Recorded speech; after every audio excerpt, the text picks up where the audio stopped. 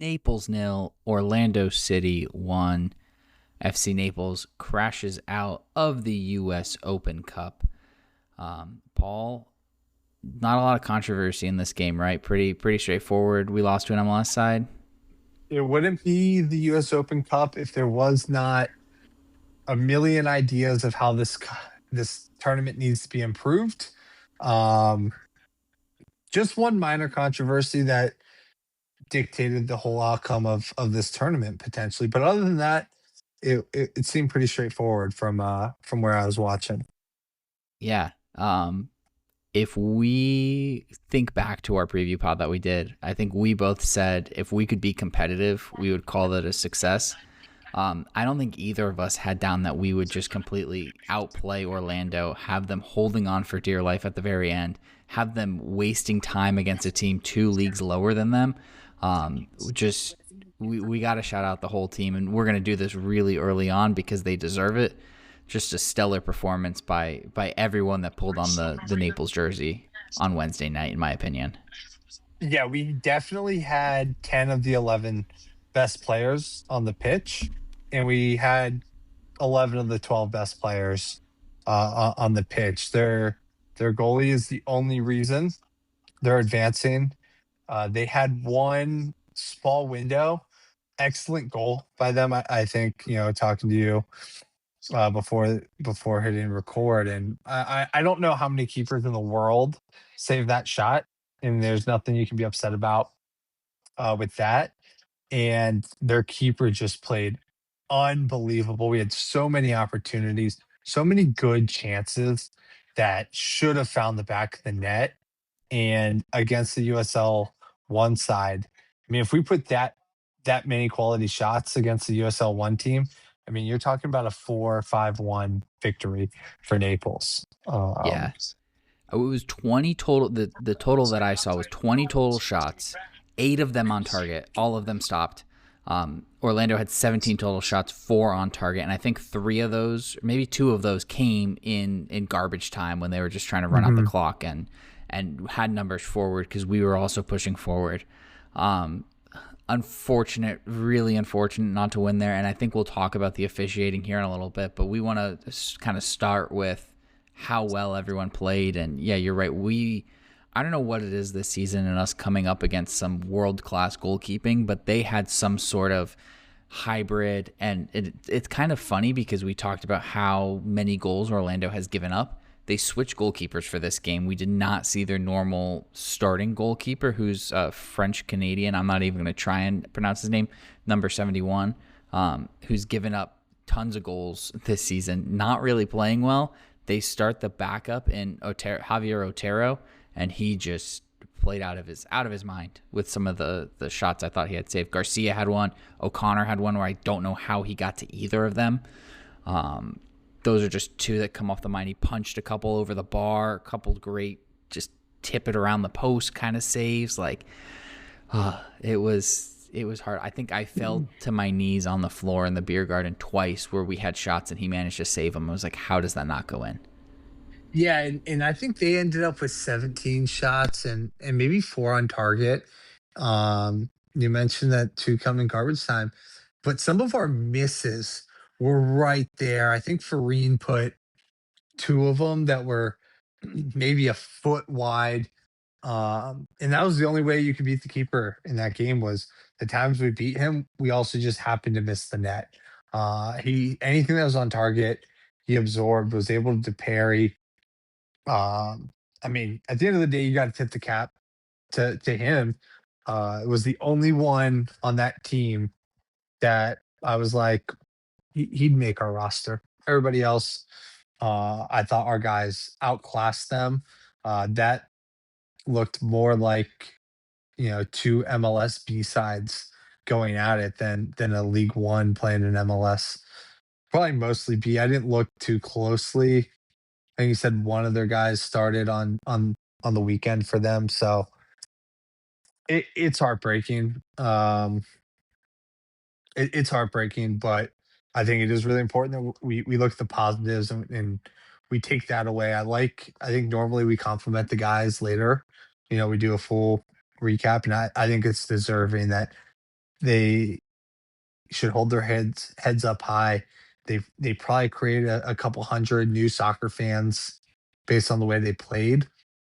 And like we said last episode in the preview, we just wanted the final 15 minutes to be meaningful minutes. And as you already said, I don't think either one of us had that being we were going to dominate the last 15. Um, and Almost dominated the whole game. I mean, outside of correct. they had a chance, they had that the chance where they scored, which hats off, great, well taken goal. He's proven why he's an MLS player. You give these guys a step and they'll make you pay. Great goal. And then they had another chance, it seemed, right before halftime. And then outside of that, when we had sent everyone forward and basically were playing with one at the back where they still didn't manage to score, that was really the only chances I thought they had. They had a couple of looks but their misses were so bad. I think you said at one point, the commentator said that one's landed in the Great Wolf Lodge, like on the water slide, because it was a free kick, and I was like, okay, this could be dangerous. Like, these guys are good at set pieces. They really weren't. If I kind of gone on a couple of rants on our social media. If I was an Orlando City fan, I think I would not be happy with that performance and would be very worried about the future of the team for the rest of the season. Because that was, they said, yes, they made 9 changes from the team that drew Columbus 1-1, but a lot of those guys are still in the first team that started. And a lot of the guys coming off the bench, when they made subs, I thought they arguably got worse. And those were the normal Orlando City A-team starters.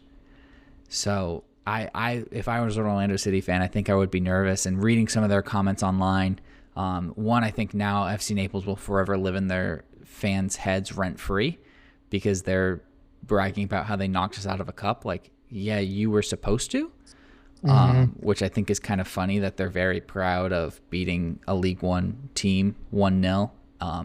But then the other half are like, were we seriously wasting time at the end of that match against a USL League One team? Like, we are in trouble. And I think those are the guys that have it right. Other comments that I saw were just, and talking to friends that support Orlando City, was like, yeah, if I lived in Naples, I would be going to see that team play, because that was awesome. It's like just a testament to what I think we've built. And like you said, got to shout out the players and everyone kind of at the club. We've really built something special up here, and seems like we've got a really good team.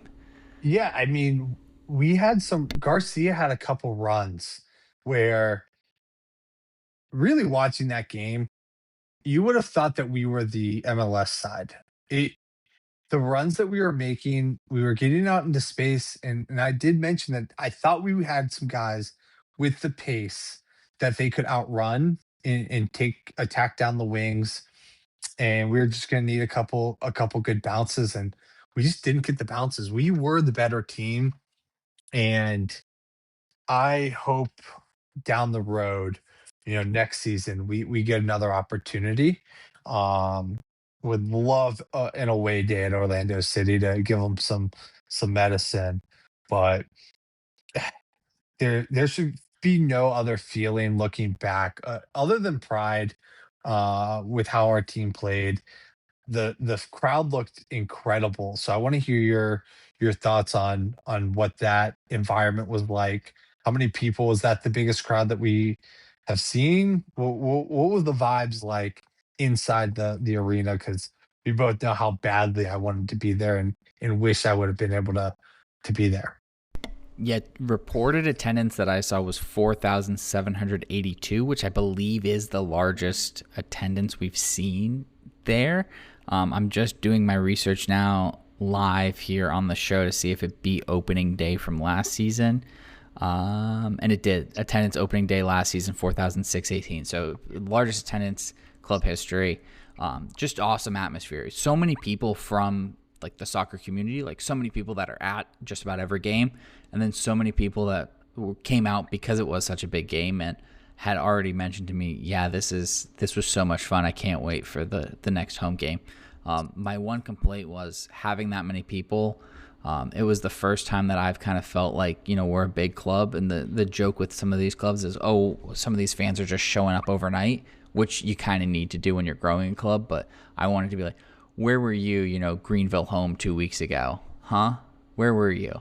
I didn't because I'm welcoming everyone, but I feel like I almost should have gotten a fast pass to the beer The beer line. the beer That- line, and not have to deal with all these people that didn't know what they were ordering. Like, come on, guys, get it together. Yeah, there's two options. There's two Yeah, options. And but if you're not here to get a blonde, go to that line. That's where the ultra is. They don't serve ultra here. It's yeah. there. So other than my complaints about having to wait longer for beer, just a great atmosphere. I'm sure we're almost 10 minutes in now. We haven't talked too much about the refereeing, but the ref you suck chants, it was like Loud. sending loud chills down the spine. It was impressive. I think that's probably the most people that have ever chanted that at the Paradise Coast Sports Complex. Yeah, and we've both officiated there, and I've heard some vulgar things said at that field, but never have I heard anything that loud in that stadium. And it came through so clearly on the broadcast. It sounded loud uh, throughout the whole game, not just the ref you suck chant. Fitting time to, if you're ever going to inject that chant, that's probably as good of an opportunity as it gets. Yeah, I think, yeah, that was something special. Let's dive into then the refereeing for that game. I didn't think it was the best referees we've seen all season, but again, you mentioned it in the opening. That's kind of what you have come to expect with the Open Cup. It's not great. A couple of times where I'm like, okay, that's an easy yellow card for their guy. It's a clear tactical foul. Wasn't given. And I guess when you are playing an MLS team, you have to kind of expect those calls are going to go in their favor. Just is. So I think we were kind of well versed for that. But then when the ball crossed the line, which it sure as heck looks like the ball crossed the line. That's, I think, the first time that our boys kind of lost their cool, and rightly so, as well as the entire crowd just erupting because the ball was in the net, and unfortunately the person that needed to see it wasn't able to see it. We'll kind of talk more about that, but a really tough call, and I think that AR is just screened out and can't see. Based off of where the defender's standing, he can't see the ball, and if you can't see the ball across the line, I get you can't give the goal, but just really, really unfortunate, and that one didn't count because we had finally done it, and then so many more chances after that their keeper just decided he was going to turn into peak Manuel, some sort of, I think I said peak Manuel Neuer, Peter Cech, Gigi Buffon hybrid in goal. Just unfortunate. Yeah, and if he makes the goal call, Orlando City's probably posting the same photo that FC Naples was posting, saying this is clearly a goal. They're probably posting the same thing, saying this is not a goal. That's how close it is, and I'm all for criticizing of officials that when it's deserving. I'm not gonna do that here.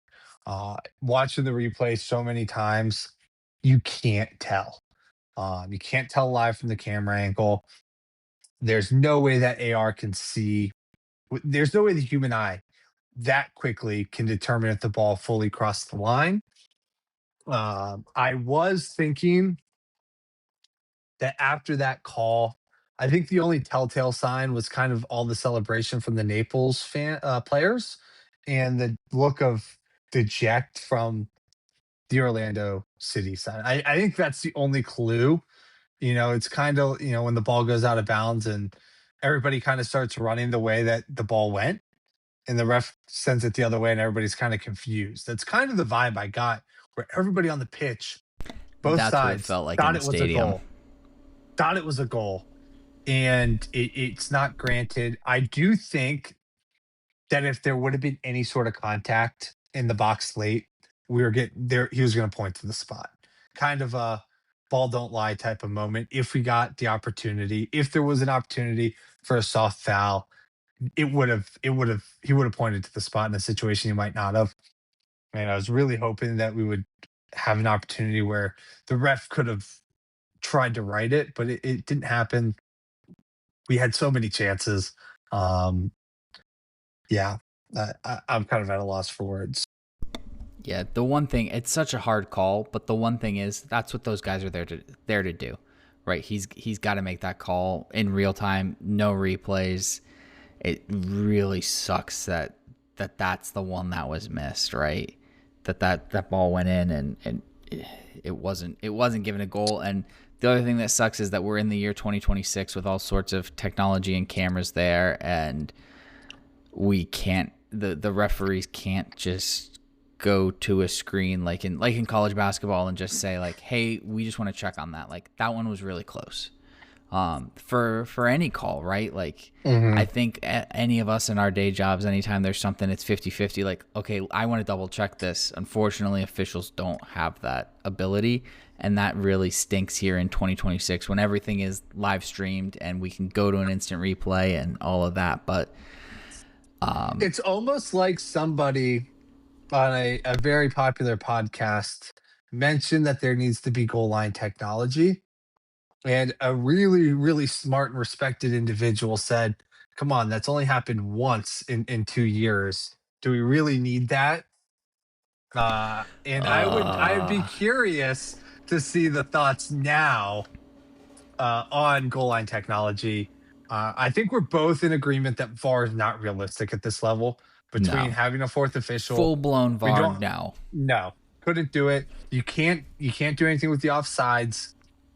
But is it too much to ask for goal line technology? Because at the end of the day, what's different about here versus European and big soccer worldwide, those bang bang offside calls don't get blown dead because they know they have VAR and they don't want to be wrong and a goal doesn't happen because they killed it. At this level, as soon as you're off and that ref sees you off, they're putting the flag up. There's no delay. But you see in the bigger leagues, they let it play out, and if there's no goal, then they'll put the flag up. And it's happened multiple times where they score, they put the flag up, they go to replay. He was onside, goal stands, just like, he's a tenth of a millimeter offside. Not realistic at this level, but with something as big as the goal line, uh, I just don't know how that's not a requirement at a minimum to host US Open matches. And maybe that's a requirement to be in USL League One or higher in US soccer. You have to have goal line technology that can determine if the ball fully crosses the line. Or at least just be able to go to it and look at have the referee go over, look at an iPad and be like, yep, Mhm. it's a goal. No, it's not a goal. When we've based this whole game on who can score the most goals, that's the one thing that needs to be 100% every time. Mhm.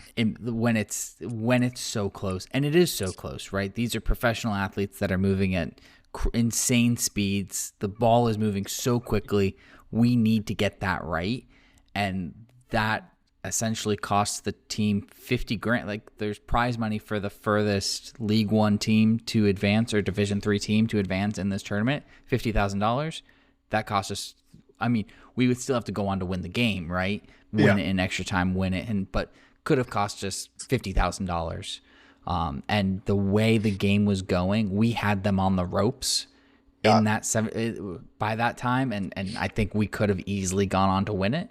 Granted, we still weren't able to score the rest of that game, but Yeah. it breaks my heart, and it's so frustrating. And I think 46,000, or sorry, not 46,000, 4,600 people, 4,700 people left angry. That includes the few traveling Orlando City fans that were over in the other corner because their team did not really play all too well. And the other thing is, had we won that game, guess who's coming to town in the next round? The New England Revolution are coming down. Another MLS side is coming down to Naples. And quite frankly, this time of year, they're probably a little bummed that Orlando is coming to them instead of them getting to take a little vacation down to Naples. Um, I think that's part of what's, again, to the naked eye, watching the replay, I couldn't tell. I'm not gonna destroy the officials for missing that, because even that camera angle, I tried to rotate it, match it with a few other things. It looks like a goal based on where I think it's Taylor Gray's foot is. His foot looks all the way across the line, and it's you know field side of the ball. So that camera angle does make it look like that ball is fully across the line. The reactions of the player tell you it was a goal. I got to But give props though to the guy that normally turns the lights on and off when the goal's given. You know how they have the little light effect, yeah, for not doing that in that moment. But maybe if they do, everyone would have just went with it like, "Oh, surely that's a goal." yeah, I think it's sickening. I don't remember where you ended up falling on the one Knox no penalty given in that semifinal game. I think I'm still more upset about that one than this one. I've kind of let it go. It hasn't really crossed my mind since we talked about it early uh, in this season. But like that's a call that you should get. It's in the run of play. It's out in the open. That should have been a handball. You can't miss the handball. That one was so bang bang to the naked eye. You can't. And from where the on field official is, he can't tell. And if the AR or the linesman, whatever, is blocked, they can't tell. It's one of those that it's gonna be a sickening feeling. Um, But at the end of the day, we had plenty of opportunities, and their keeper just was good enough to keep us off the board, and they get to advance, and we get to turn back to league play and look for the Prinks Tires Cup as our next opportunity to bring home some hardware. Yeah, just I think back to your comment on the one Knox. I think I'm the opposite because this goal is so black and white. Like, I think we saw the Orlando City players, the way they reacted. They knew it was a goal. Where the handball against one Knox is more of a did he, didn't he, like how big of an advantage. There's so much judgment in that, and it kind of depends on your referee on the given day. Where this is, did the ball fully cross the line, yes or no? And it sure as heck did look like it did. Um, the one thing that I kept seeing was should have been a corner before the lead up to that play. A lot of people were saying it shouldn't have been. I don't remember that. All I remember was that goal. But it's That's regular. There's no bar for corners. I'm not gonna. There were a few corners that were goal kicks and a couple corners that should have been goal yeah, it was kicks. kind of a 50-50 shot anytime the ball went across the goal line of will this be a goal kick, will this be a corner kick, which again goes back to our just kind of comment on the overall officiating. We don't like to bash officials on this show. Again, developing league for them as well. But man, that How was just how frustrating. how many times do you think we have to put that caveat in? Because it does seem. After we I spent just don't want. 15 minutes bashing officials. Yeah, I don't want people to think that we're taking joy in this.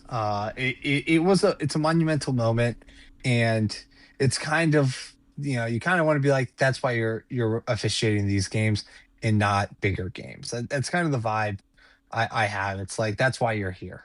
If you were Right. better, you'd be refing bigger games. And you're not, and a lot of I don't think there's been very many officials that I've seen that I'm like, you could be at a higher level.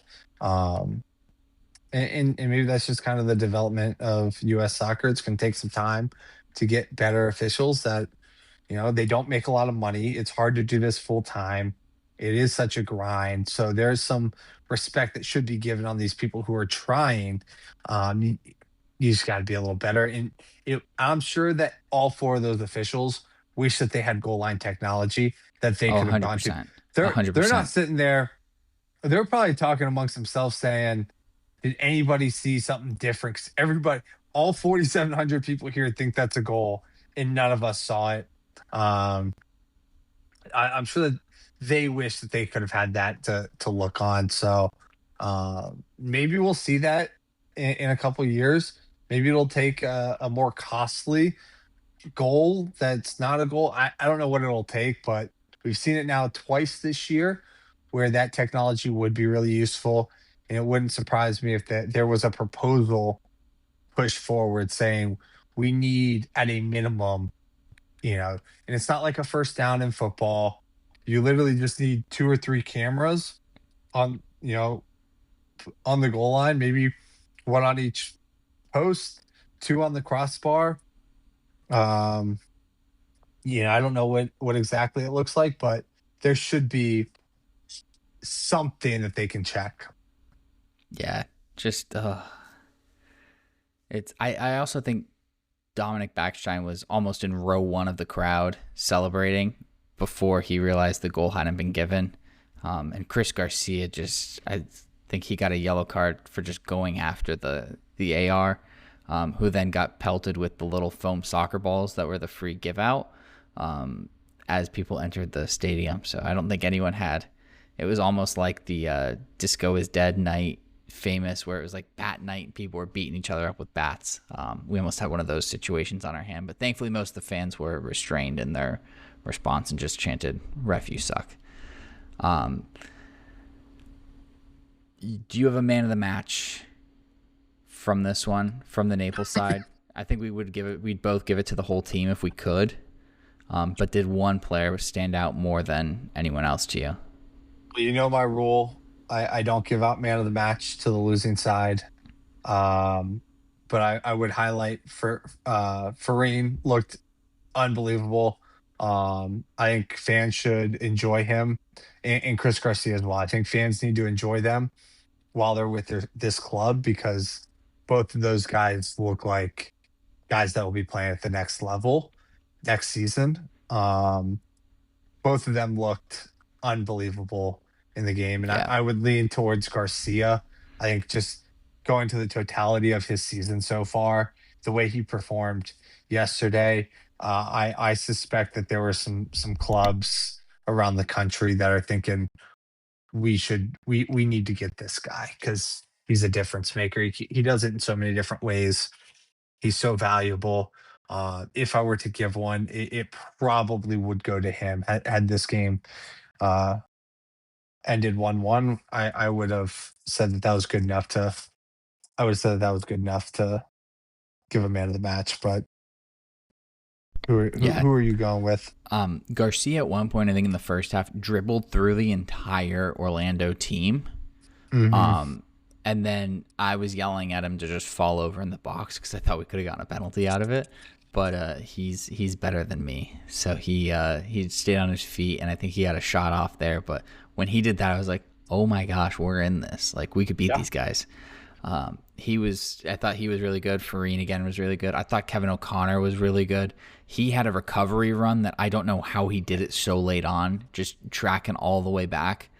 And Torres again stood out to me as just kind of that centerpiece in the middle and just distributing the ball down both wings and finding guys open, and a couple of times where he could have shot but made the extra pass because I think it was the right move, and then we hit the post, or then we had a shot that just barely went wide. He's really seems to be a special player running that midfield. I know he had some big shoes to fill kind of coming into this year because that was Heckenberg's role last year, it seemed. And he's stepped right into it. So I think for me it would be him. But I think overall from both teams it has to, and we've talked about it, the Orlando City goalkeeper was best player on Man the of the field for them match. by far, and he was just outstanding. Again, so many save of the week contenders for Yeah, and the Open Cup. at the end of the day, I think I'm walking away from that match head held head held high and excited about the rest of our season, which you usually don't see. Whereas I imagine Orlando City's walking out of there heads down, really pessimistic about the rest of their season. And when we look back in September, I think we'll all look fondly on how we played and how awesome of an environment it was, how important this match was for the club. And you mentioned there are a lot of people that want to keep coming back, and to me was what I would have found success in this game. I didn't say it explicitly that way, but making a few more FC Naples fans, getting more people in the seats on Wednesday night against Greenville. That's kind of what you want from this club. And there's something special down in South Florida. There's that team is special. And, you know, I think we're gonna see a long season and we're gonna have a lot more heartbreak over the course of our club history. And it's unfortunate that in our two biggest games in franchise history has been down to controversy. So um, but yeah, very much very excited, very proud of everybody in the organization, and looking forward to getting back to league action on Saturday.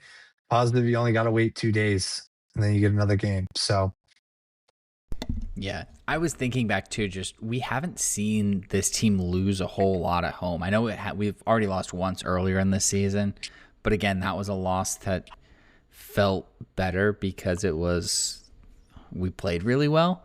But I was thinking we lost once at one Knoxville at home, and then again to the Rowdies at home. I guess twice to the Rowdies at home. And then I think we lost to Spokane last year at home, but we've been really good at home traditionally, and I think we proved that again. Heads held high. Really looking forward to the rest of the season. Like if that's how we can play our A game against an MLS side, the sky's the limit with this team, and I'm really excited for the rest of the season. We got a lot of games to go, and let's see what we can do. That does bring us then to we've got to play again on Sunday. Coming off of this Open Cup hangover almost. Hopefully it's not too bad. Sunday we're taking on Portland Hearts of Pine in Portland. 3 p.m. kickoff. That one's on ESPN Plus.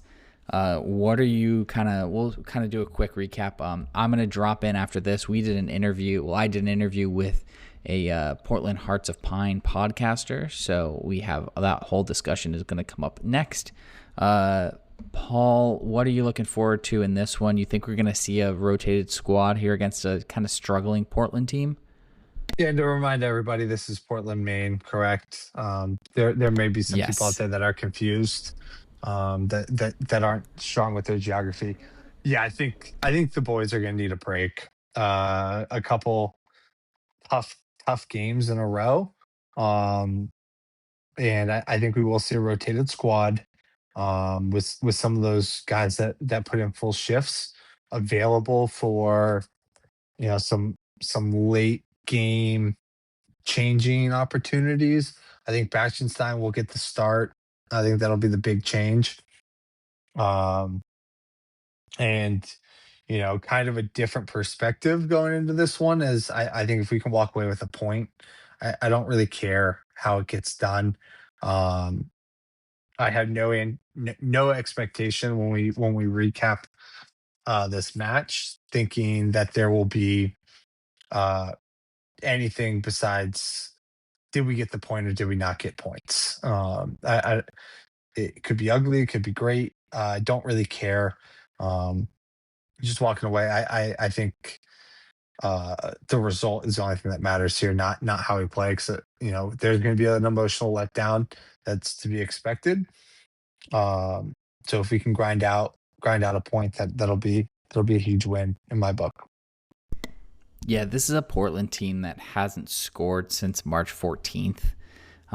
So I think we'll see kind of a similar setup to the team that took on Sarasota, where these guys actually lost to Sarasota 1-0. They were Sarasota's first. Sarasota beat them. That was their first professional win. So I think we'll see something similar where it is that changed, freshened up lineup, and then guys coming off the bench.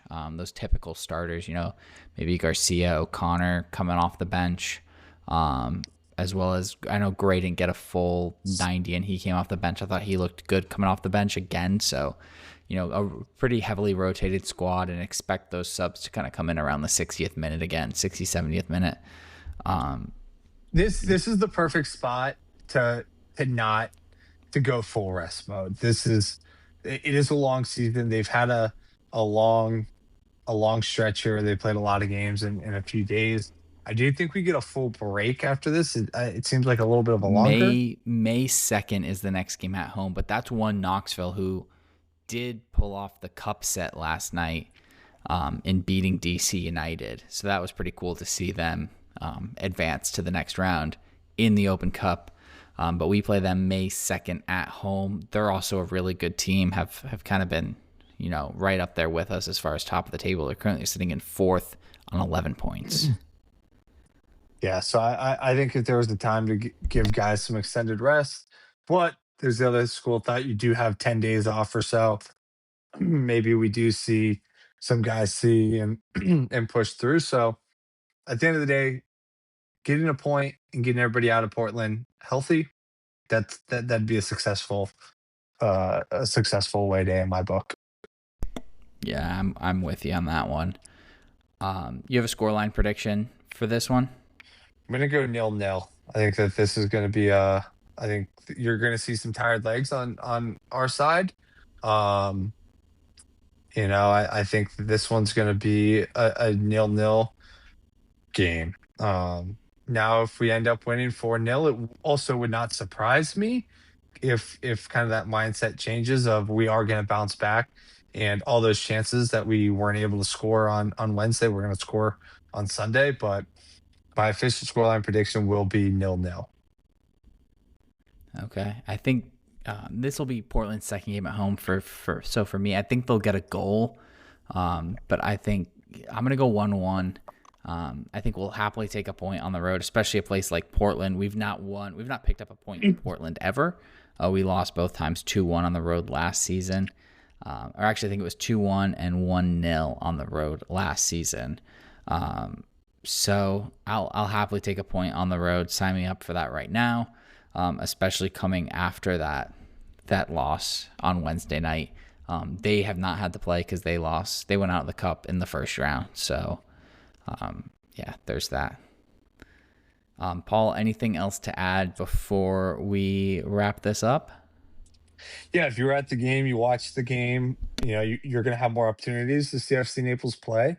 Take advantage, take advantage of that. Don't let that one, you know, don't get hung up on the loss or don't think that this is a once a year event. They play multiple games a year. If you had fun, tell your friends, go.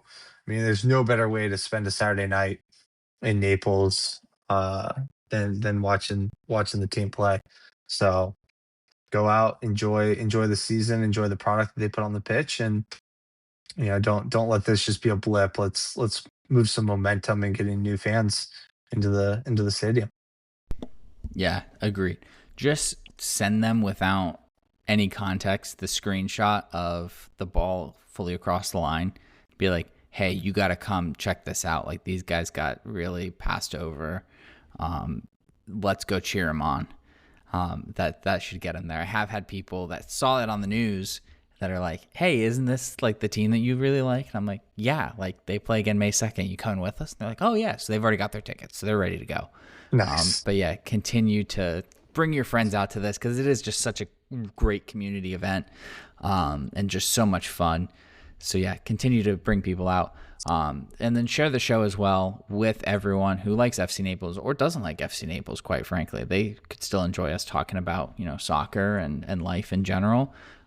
Be sure to follow us on social media at Forza Naples Pod on Instagram and Twitter. You can email us forzanaples239@gmail.com. Yeah, thank you all so much for listening. Until we recap the Portland match, come on, Naples.